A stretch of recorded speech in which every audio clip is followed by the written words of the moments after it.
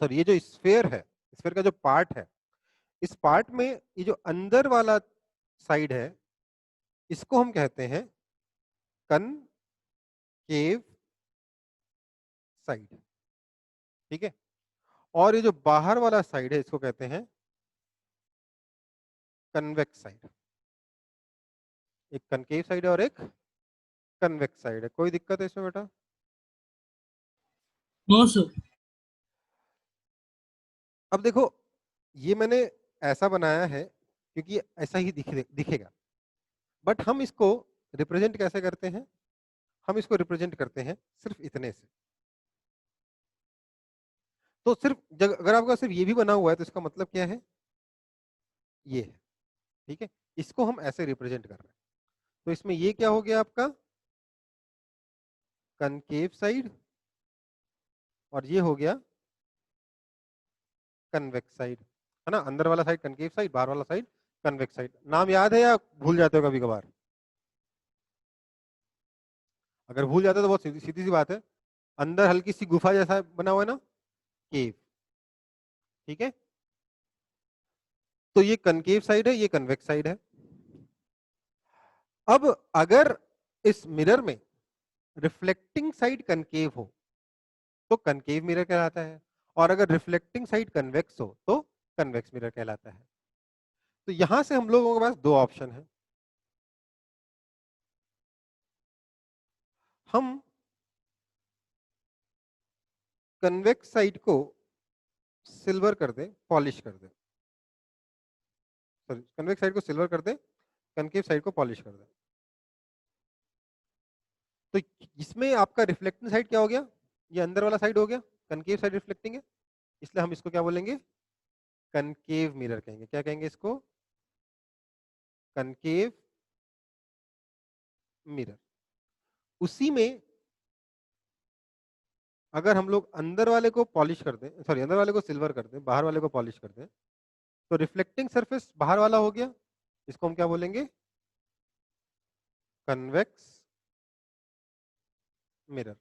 कोई आपत्ति इसमें? हम्म। नहीं सर। तो फटाफट सब लोग इसको कॉपी कर लें।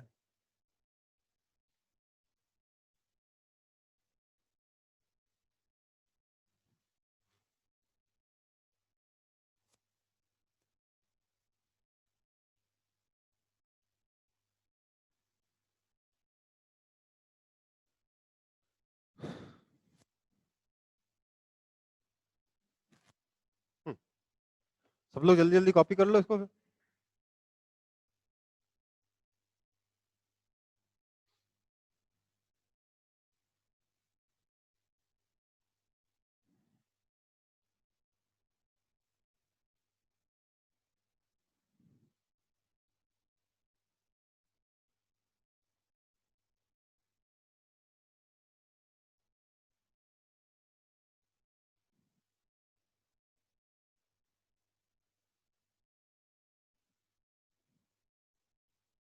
कॉपी हो गया? Yes sir, done. Okay. Yes sir. तो हमारा कनकेव और कन्वेक्स दोनों टाइप का मिरर हम लोगों ने देख लिया। अब मिरर से रिलेटेड कुछ डेफिनेशंस देखेंगे। क्या देखेंगे? Definitions related to mirror. तो some common terms and definitions.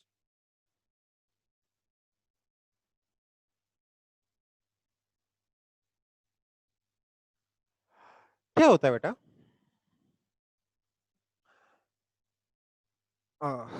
एक सेकंड। Some common definitions. सबसे पहला डेफिनेशन है आपका centre of curvature. Centre of curvature क्या है? देखिए, हमें मालूम है कि हमारा जो मिरर है वो किससे बना है? एक स्फीयर से बना है।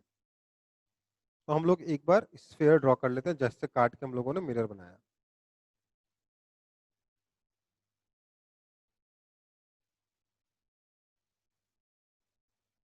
ये हमारे पास एक स्फीयर है। इसी में से हम लोगों ने एक अपना स्फेरिकल सरफेस काट के मिरर बनाया है उसको, तो ये आपका स्फेरिकल सरफेस है जिसका आपने मिरर बनाया है ना। ठीक है, मत कहने का मतलब ये है कि जो भी मिरर है आप उसको आगे एक्सटेंड करके पूरा स्फीयर बना सकते हो, है ना बेटा। बना सकते हो कि नहीं बना सकते हो। तो इसका जो सेंटर होगा इस स्फीयर का, उसको क्या बोलते हैं, सेंटर ऑफ कर्वेचर सी। तो सेंटर ऑफ कर्वेचर की डेफिनेशन क्या होगी, बहुत सिंपल सी डेफिनेशन है, कोई बताएगा मेरे को। Centre of the sphere of which, ये क्या हुआ,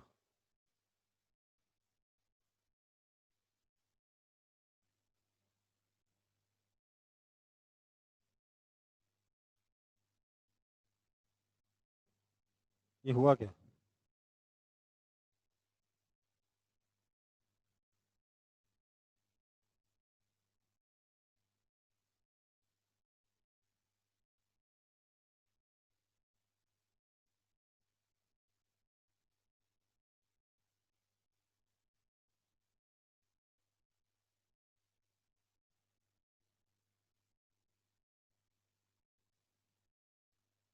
बेटा आप लोगों को मेरी साउंड आ रही है यस सर। Yes sir. और आप वीडियो फ्रीज हो गया है। Yes sir. अरे यार ये क्या हुआ समझ नहीं आ रहा। उफ। नहीं सर, वीडियो तो फ्रीज नहीं हुआ। मतलब मैं हिल रहा हूँ, मेरा हाथ वाला वीडियो फ्रीज हो गया, दो वीडियो है ना आपके पास। हाँ, हाथ नहीं। हाँ वो,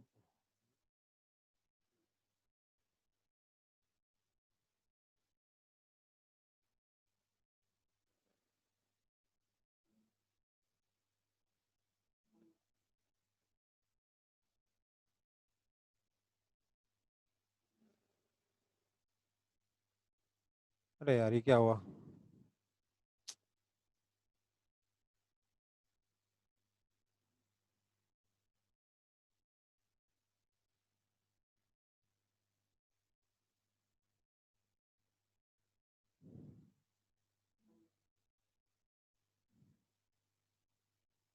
बेटा एक सेकंड में, थोड़ा टाइम लगेगा, 2 मिनट टाइम लगेगा इसको ठीक करने में, ठीक है।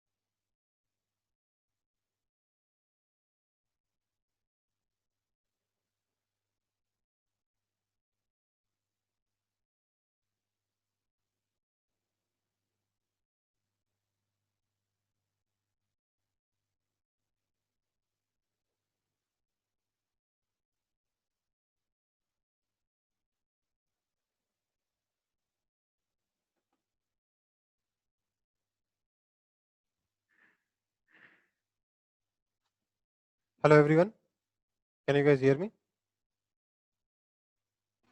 यस रही है सर। आवाज? ठीक है। ओके, सो हम लोग क्या पढ़ रहे थे? हम लोग बात कर रहे हैं सेंटर ऑफ कर्वेचर की। एक सेकंड। तो सेंटर ऑफ कर्वेचर क्या होता है? Centre of the sphere of which mirror is a part. जिस स्फीयर का मिरर पार्ट है उस स्फीयर का सेंटर क्या कहलाएगा? Centre of curvature. कोई दिक्कत है इसमें? बेसिकली मिरर बनाया, मिरर का जो मिरर के करस्पॉन्डिंग स्फीयर बनाया, उस स्फीयर का जो सेंटर है वो सेंटर ऑफ कर्वेचर कहलाएगा। ठीक है। नेक्स्ट है रेडियस ऑफ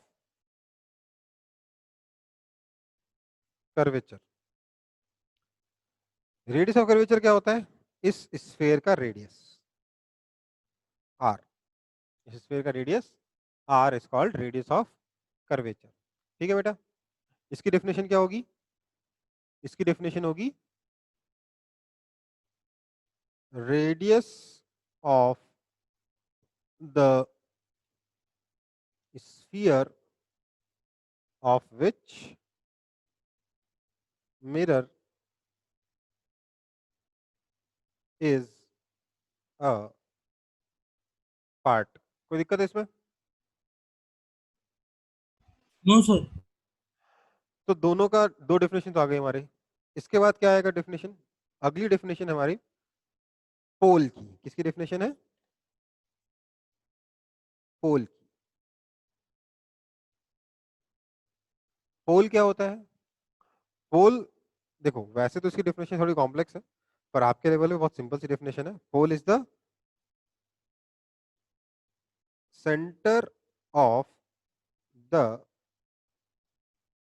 रिफ्लेक्टिंग सरफेस। ये जो रिफ्लेक्टिंग सरफेस है ना आपके मिरर का, इसका जो सेंटर है इसको हम पोल कहते हैं। ठीक है। इसकी अगली डेफिनेशन बहुत इंपॉर्टेंट है, मतलब इंपॉर्टेंट सारी है। Principal axis. प्रिंसिपल एक्सिस क्या होता है? Principal axis is simply the, क्या बोल सकते हैं प्रिंसिपल एक्सिस को? Principal axis is simply the line joining centre of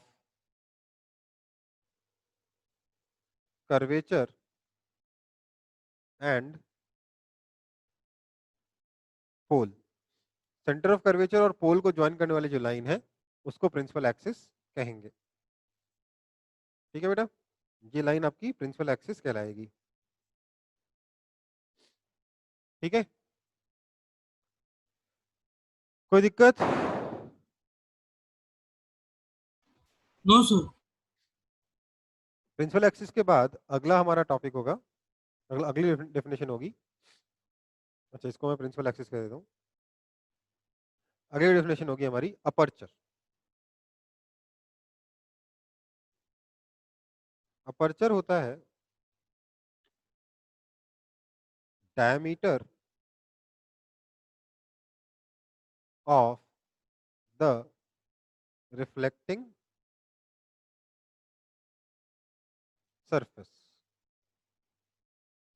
इस डायग्राम में मैं उसको ए से रिप्रेजेंट करूंगा, तो आपका रिफ्लेक्ट अपर्चर हो जाएगा ये।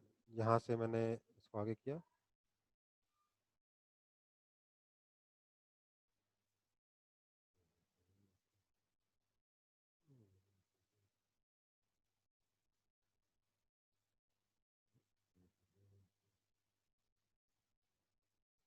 ये आपका अपर्चर ए कहलाएगा। ठीक है, डायमीटर ऑफ रिफ्लेक्टिंग सरफेस। कोई दिक्कत है बेटा इसमें?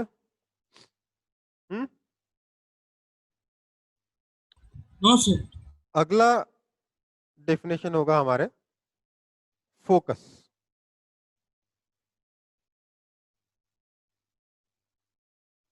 फोकस क्या होता है, कोई बताएगा?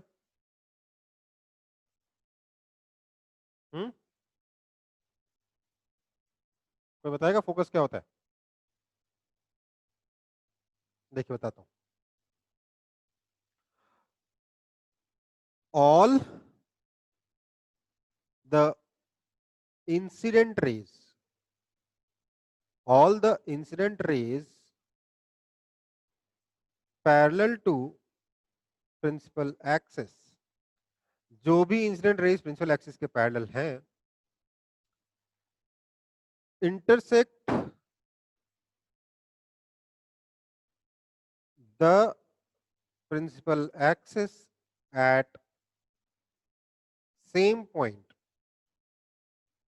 after reflection from the mirror। मतलब जो रेज इस मिरर पे इंसिडेंट हो रही हैं और इंसिडेंट हो रही है प्रिंसिपल एक्सिस के पैरेलल, वो रेज आपके मिरर से रिफ्लेक्ट होने के बाद सारी की सारी रेज इस प्रिंसिपल एक्सिस को सेम पॉइंट पे इंटरसेक्ट करती हैं। This point is called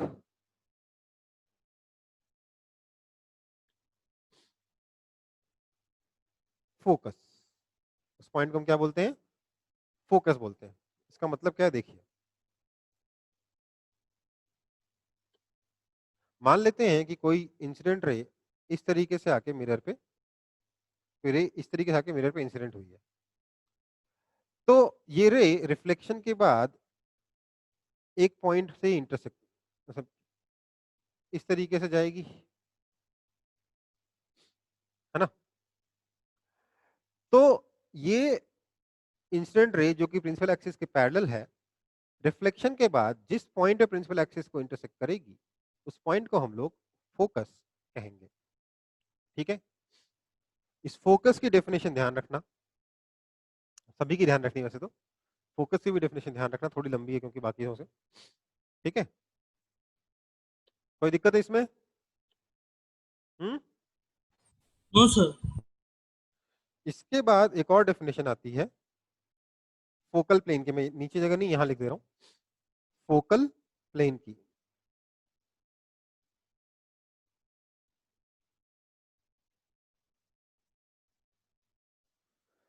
focal plane की डेफिनेशन कैसे होगी, देखिए फोकल प्लेन की डेफिनेशन ऐसे आएगी कि अ plane perpendicular to principal axis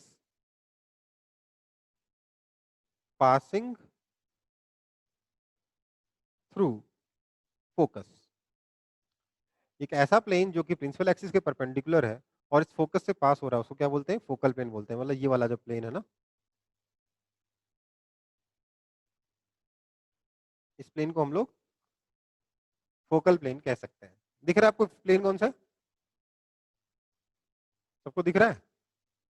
इस मिरर के लिए ये वाला प्लेन, ये वाला प्लेन, ये वाला जो प्लेन है, ये वाला जो प्लेन है जो फोकस से पास हो रहा है, प्रिंसिपल एक्सिस के परपेंडिकुलर है, उसको हम लोग फोकल प्लेन कहते हैं। ठीक है बेटा, Yes, sir. तो आप यस एक बार, आप एक बार इन सब सारी डेफिनेशंस को कॉपी कर लेंगे। फोकल प्लेन लास्ट में कॉपी करना।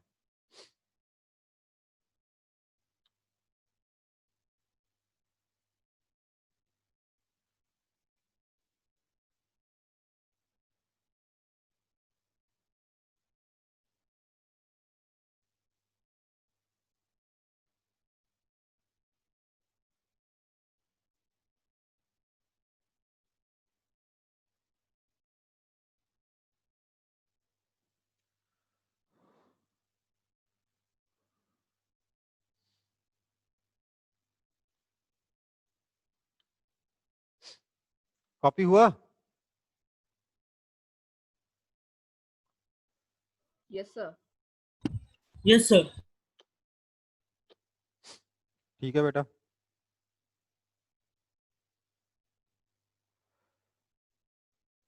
ओके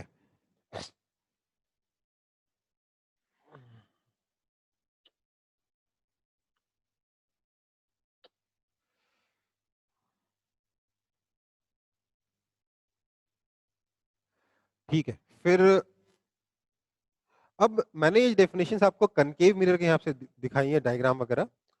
आप कन्वेक्स मिरर के हिसाब से भी ये डेफिनेशंस देखोगे। ठीक है, डेफिनेशन तो ये रहेगी, सिर्फ एक डेफिनेशन में चेंज आएगा फोकस में।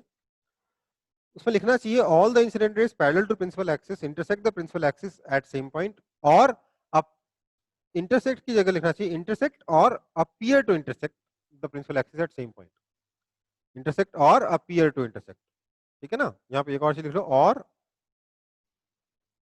अपीयर टू इंटरसेक्ट, ठीक है ना। इतना और आएगा यहाँ पे, तो आपकी डेफिनेशन कम से कम लैंग्वेज में तो दोनों हो जाएगी। हाँ, डायग्राम आपका कन्वेक्स मिरर का थोड़ा उल्टा बनेगा, वो हम जब कन्वेक्स मिरर पढ़ेंगे तब देख लेंगे। ठीक है बेटा।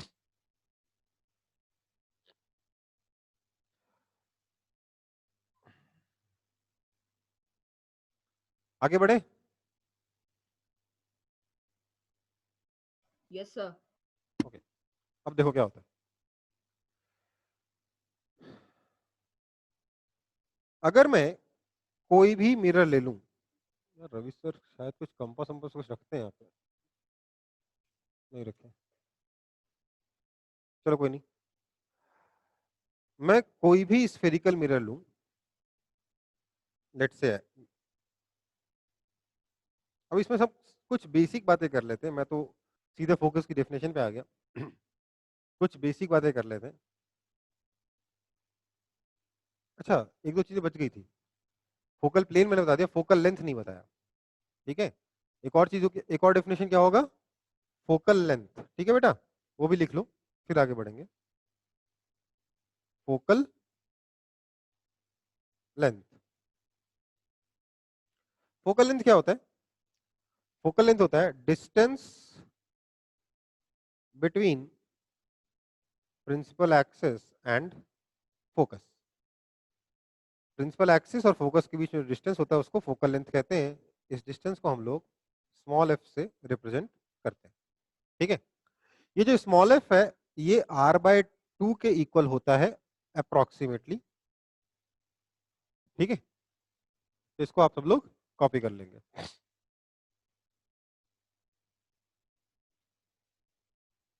कोई दिक्कत नहीं ना इसमें?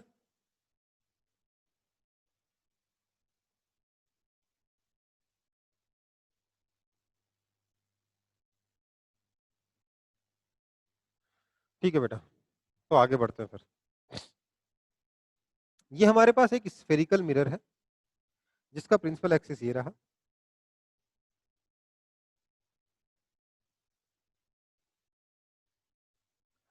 यहां पर इसका सेंटर है।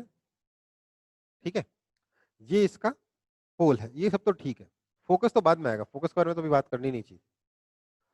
बट इमेजिन कि कोई भी लाइट रे जो प्रिंसिपल एक्सिस के पैरेलल भी नहीं है, ऐसे आ रही है,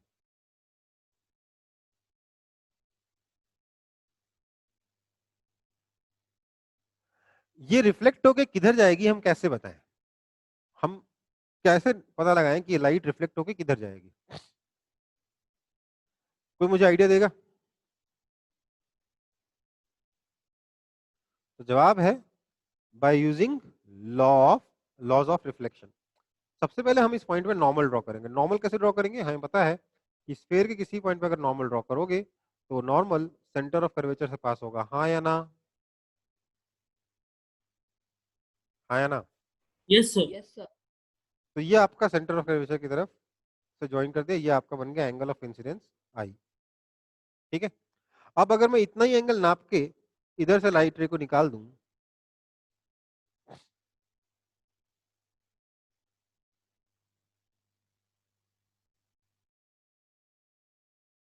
ये एंगल हो जाएगा आर, आर इक्वल्स टू आई। तो क्या मुझे रिफ्लेक्टेड रे का डायरेक्शन मिल गया कि नहीं मिल गया? हाँ या ना? Yes, sir. तो ये सबसे बेसिक है कि लाइट रिफ्लेक्ट होकर किधर जाएगी, अभी भी लाइट लॉ ऑफ रिफ्लेक्शन को, लॉज ऑफ रिफ्लेक्शन को फॉलो करेगी और एंगल ऑफ इंसिडेंस अभी भी एंगल ऑफ रिफ्लेक्शन के बराबर होगा। हाँ, अगर मैं कन्वेक्स मिरर के बारे में बात करूं तो क्या होगा, देखो ये अपना कन्वेक्स मिरर है,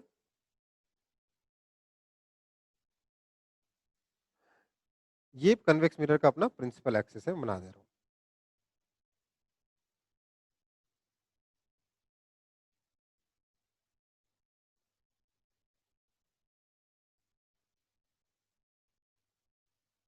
ये मान लो इसका सेंटर हो गया, ठीक है, ये सेंटर है, ये पोल है, ये प्रिंसिपल एक्सिस है। अब अगर कोई लाइट रे यहां पर इस तरीके से लेट से इंसिडेंट होती है,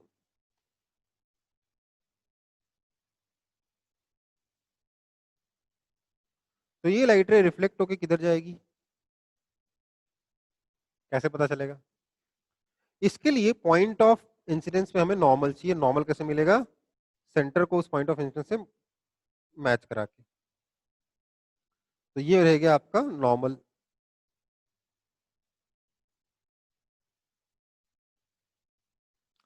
ये मिल गया, बन गया आपका angle of incidence, sorry point of incidence को सेंटर से मैच कराया तो मुझे क्या मिल गया? नॉर्मल मिल गया यहां पर, है ना। तो अब जो लाइट रे है यहां से जब रिफ्लेक्ट होगी, ध्यान दीजिएगा बेटा, तो क्या होगा? ये एंगल ऑफ इंसिडेंस और एंगल ऑफ रिफ्लेक्शन इक्वल होगा और लाइट कुछ इस तरीके से निकल जाएगी। एंगल ऑफ रिफ्लेक्शन आर यहां पे भी एंगल ऑफ इंसिडेंस के बराबर है, ठीक है। ये कौन सा मिरर है? ये कनकेव मिरर की कहानी है और ये आपके कन्वेक्स मिरर की कहानी है। कहानी में कोई खास अंतर नहीं है, कॉन्सेप्चुअली कहानी सेम है, पर थोड़ा बहुत फिर भी हमने यहां पर चीजें देख ली। किसी को कोई आपत्ति? No sir. सबको समझ में आ गया? Yes sir. ठीक है, इसको कॉपी कर लो सब लोग फटाफट।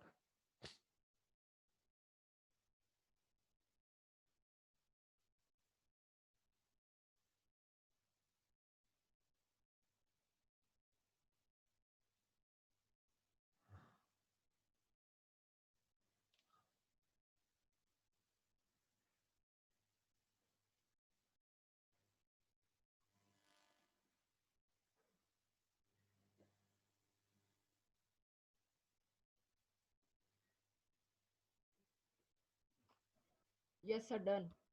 डन, ओके बेटा। तो एंगल ऑफ इंसिडेंस और एंगल ऑफ रिफ्लेक्शन हमारा इक्वल होगा, ये अभी भी हमें फॉलो करना है, ठीक है। ऐसा नहीं कि हमारा मिरर चेंज होगा तो लॉ ऑफ रिफ्लेक्शन चेंज हो जाएगा, लॉ ऑफ रिफ्लेक्शन अभी भी वैलिड है। हाँ, फर्क क्या पड़ा है प्लेन मिरर में और इसमें? प्लेन मिरर में हर पॉइंट पे नॉर्मल सेम डायरेक्शन में होता था, यहाँ पे हर पॉइंट पे नॉर्मल अलग अलग डायरेक्शन में है, ठीक है। अगर हम फोकस के बारे में बात करें तो मैं आपको प्लेन सॉरी कनकेव मिरर का फोकस तो दिखा चुका हूं, तो मैं यहाँ पे फोकस के लिए डायग्राम सिर्फ कन्वेक्स मिरर का बनाऊंगा। तो लेट्स से ये हमारे पास एक कन्वेक्स मिरर है,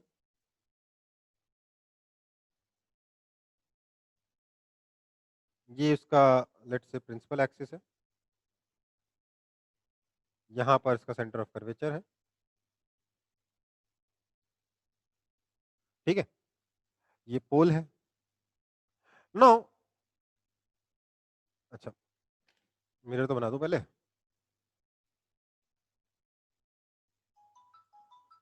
नो, अगर कोई रे इंसिडेंट हुई प्रिंसिपल एक्सिस के पैरेलल,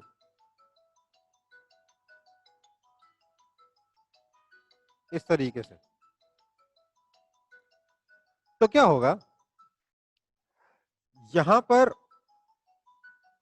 ये नॉर्मल बनेगा,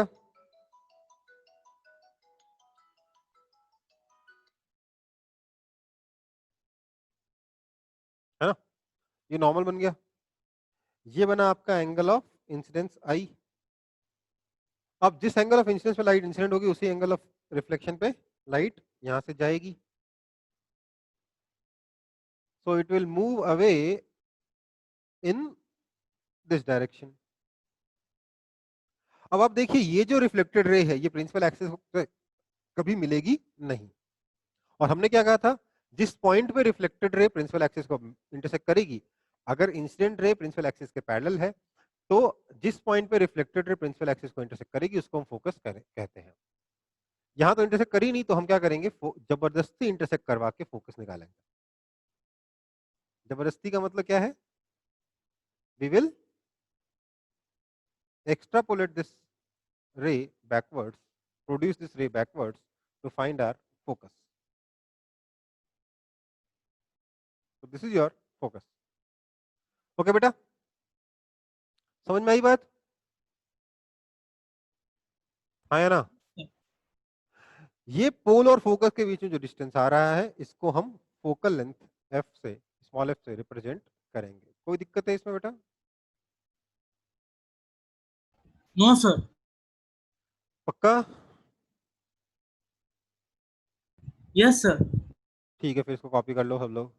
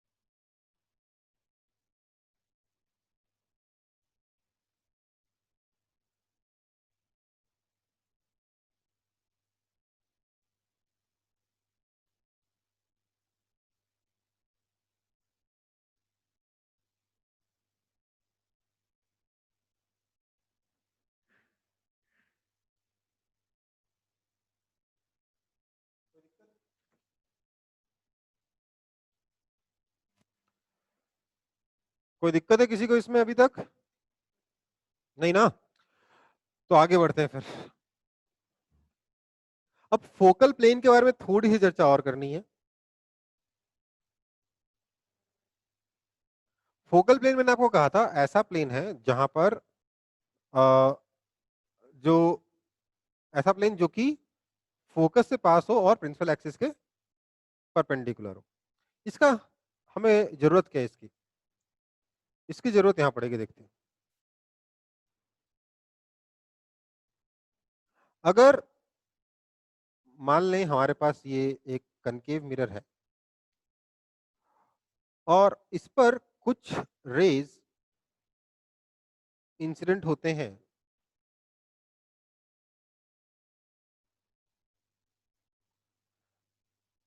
कुछ ऐसे जो आपस में एक दूसरे के पैरेलल हैं बट प्रिंसिपल एक्सिस के पैरेलल नहीं है। अगर प्रिंसिपल एक्सिस के पैरेलल होंगे तो सारे सारे रेज प्रिंसिपल एक्सिस से मीट करेंगे एट फोकस।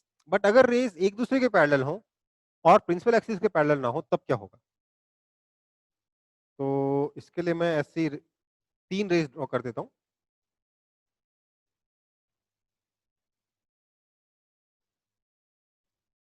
एक इधर,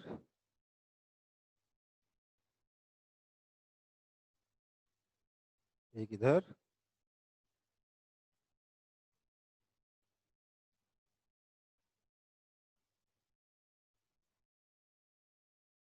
और एक लेट से थोड़ा दूर ड्रॉ कर लेता हूं ऐसे।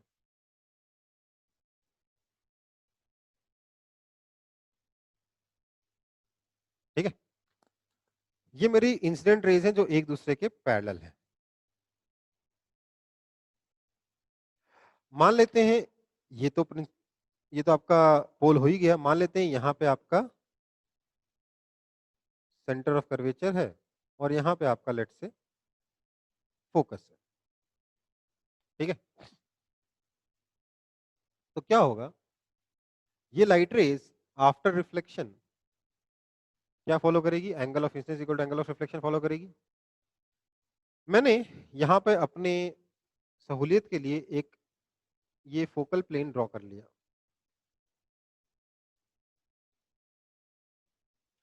मैं क्या देखूंगा, ये जो रे आई है पोल पर, इसमें तो पोल पे तो नॉर्मल यही है आपका, प्रिंसिपल एक्सिस ही नॉर्मल है, तो ये आपका एंगल ऑफ इंसिडेंस हुआ, इतने ही एंगल पे लाइट रे रिफ्लेक्ट होकर वापस चली जाएगी, तो लाइट रे कुछ ऐसे जाएगी after reflection, something like this.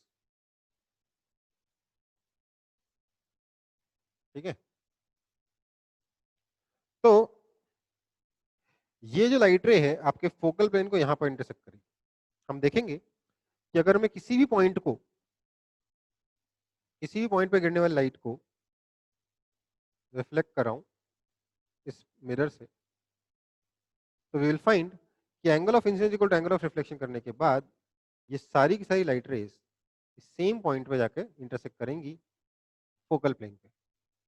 ठीक है, यहां पर आपका नॉर्मल ऐसे हो जाएगा,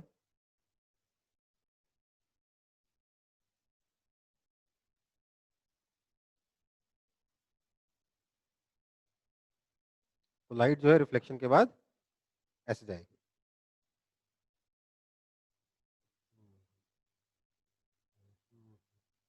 तो आप देख सकते हो कि सारी की सारी लाइट रेज रिफ्लेक्ट होने के बाद जिस पॉइंट पे इंटरसेक्ट करेंगी, सारी पैरेलल रेज रिफ्लेक्ट होने के बाद सेम पॉइंट पे इंटरसेक्ट करेंगी, और वो पॉइंट फोकल प्लेन पर लाई करेगा हमेशा।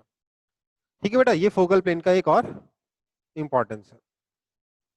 ठीक है, कोई दिक्कत? No sir. तो इसको भी आप लोग सब कॉपी कर लेंगे।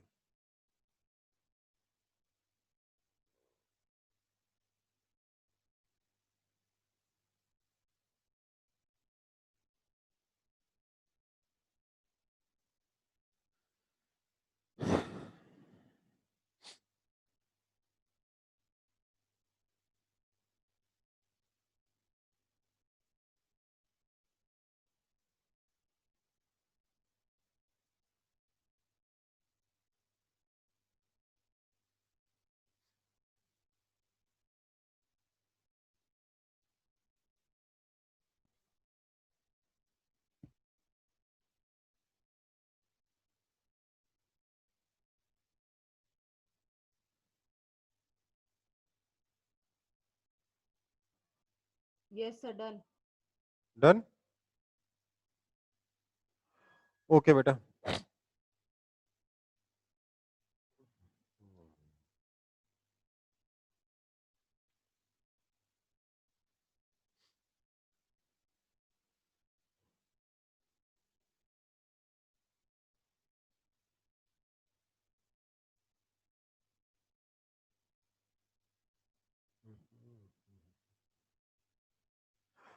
अब देखो हमारा अगला टॉपिक है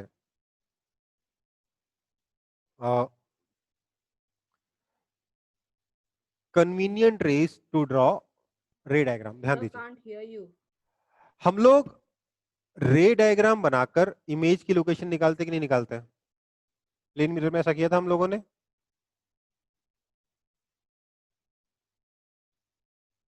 बताओ मुझको। Sir, can't hear you. You can't hear me? Everything is fine, why can't you hear me? नहीं आ रही आवाज? Okay, wait 1 minute.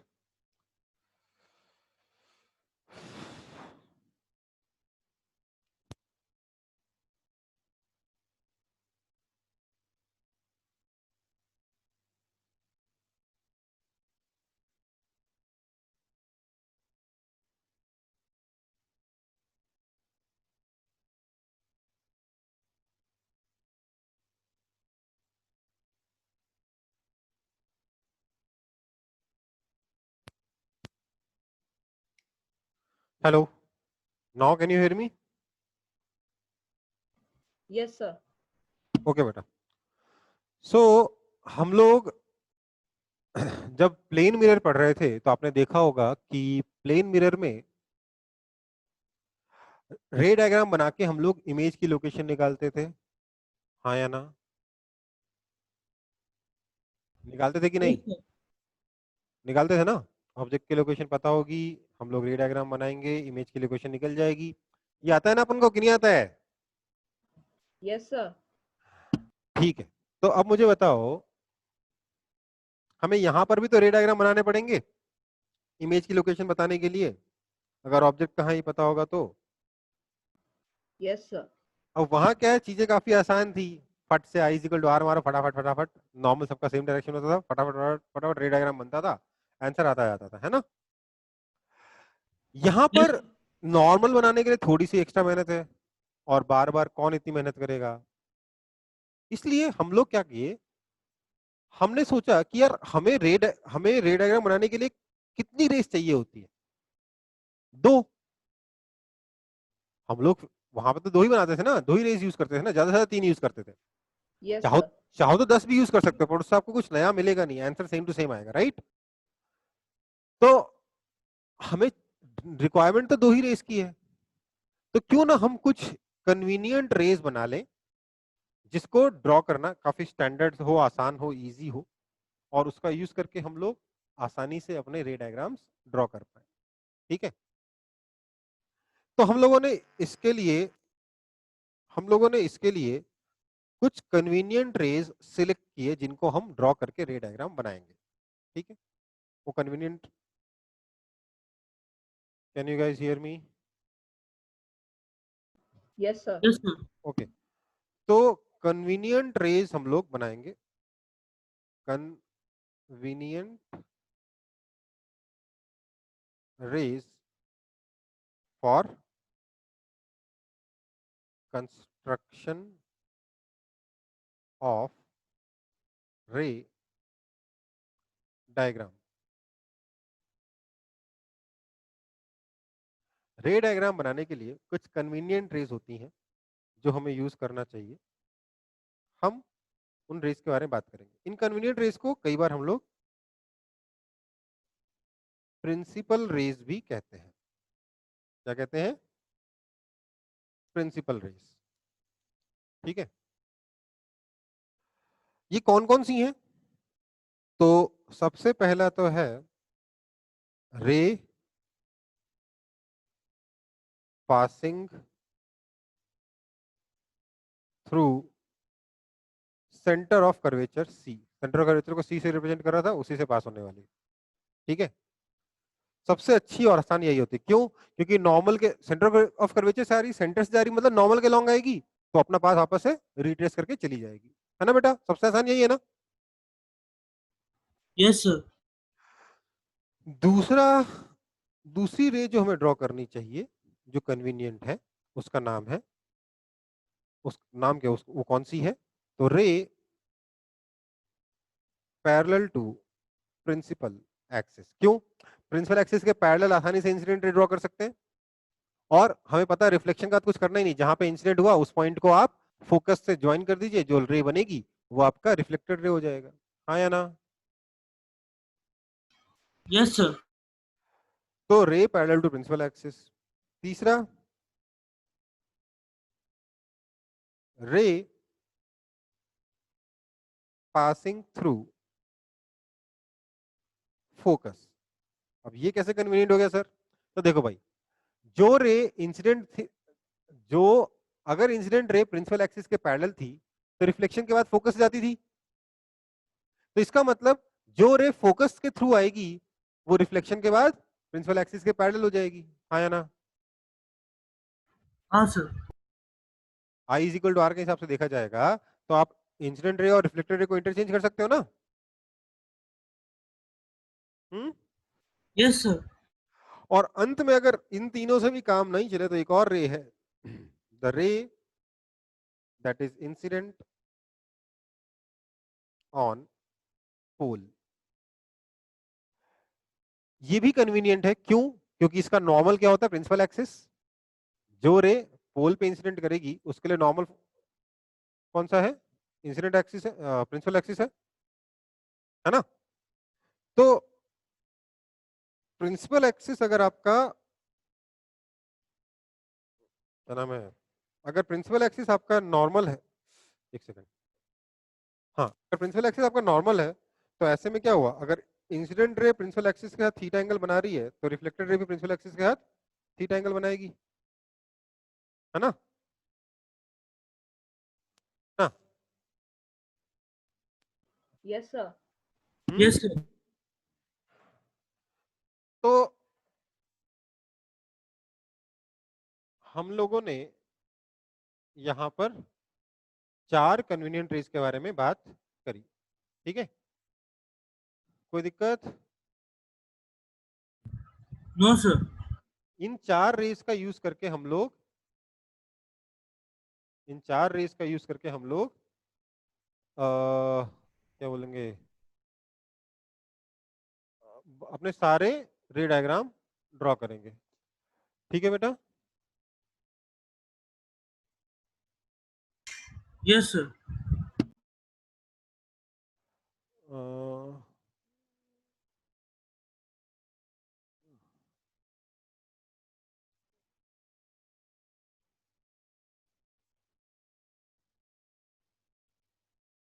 ठीक है बेटा? सो हम लोग इन्हीं 4 रेज का यूज करेंगे अपने सारे डायग्राम ड्रॉ करने के लिए। तो एक एक करके हमें अब रे डायग्राम्स बनाने हैं टू फॉर्म इमेजेस, ठीक है? तो हम लोग नेक्स्ट क्लास में ये इमेजेस ड्रॉ करेंगे। आप लोग मुझसे पहले ड्रॉ करके आओगे। मैं नेक्स्ट क्लास में आप लोगों की नोटबुक में देखूंगा कि आप लोगों ने ये डायग्राम बनाया कि नहीं बनाए। उसमें आपको क्या करना है, सिर्फ कनकेव मिरर के लिए बना के आओ, कन्वेक्स मिरर के लिए मैं बनाऊंगा, ठीक है? मतलब मैं कनकेव मिरर का भी बनाऊंगा, बट पहले आप लोग बनाओगे। तो कनकेव मिरर के लिए आप लोग रे डायग्राम बनाना है, आप लोगों को रे डायग्राम्स फॉर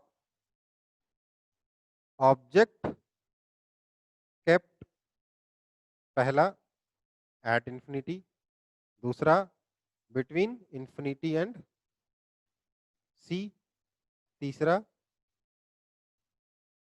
एट सी, चौथा between centre of curvature and focus,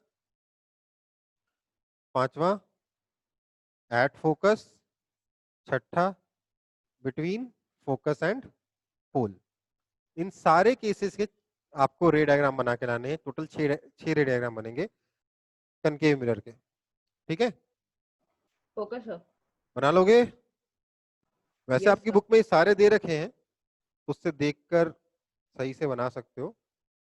but जब आप ये रे डायग्राम बना रहे होगे तो अपनी बुक से इन डायग्राम्स के बारे में, इन इमेजेस के बारे में कुछ चीजें विस्तार में पढ़ भी लोगे, ठीक है? कोई दिक्कत? No, sir.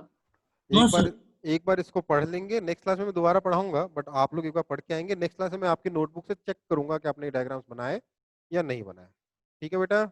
Okay, sir. Okay, चलो फिर अगली क्लास में मिलते हैं। Bye, sir. बाय बेटा।